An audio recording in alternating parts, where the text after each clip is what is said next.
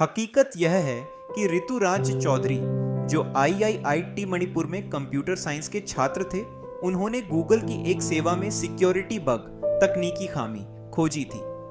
उन्होंने उस खामी का गलत इस्तेमाल करने के बजाय गूगल को जिम्मेदारी से रिपोर्ट किया। यह काम गूगल के आधिकारिक बग बाउंटी/वल्नरेबिलिटी रिवॉर्ड प्रोग्राम के तहत किया गया। गूगल ने उस रिपोर्ट को जांचा, समस्या को ठीक किया और ऋतुराज का नाम एथिकल सिक्योरिटी रिसर्चर्स की सूची में शामिल किया।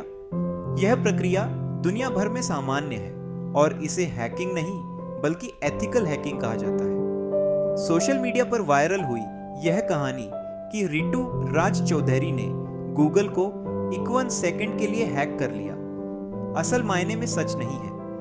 इंटरनेट पर फैलाई गई पोस्टों में कहा गया कि गूगल के सर्वर बंद हो गए, ऑफिसों में हड़कंप मच गया और ऋतुराज को तुरंत करोड़ों का पैकेज देकर अमेरिका भेज दिया गया। लेकिन इन दावों का कोई आधिकारिक सबूत नहीं है। गूगल जैसी बड़ी टेक कंपनी की सुरक्षा इतनी मजबूत होती है कि कोई व्यक्ति उसके मुख्य सिस्टम को कुछ सेकंड के लिए भी हैक नहीं कर सकता। 51 सेकंड तक गूगल को हैक करने की बात पूरी तरह भ्रामक और बढ़ा चढ़ाकर बताई गई कहानी है।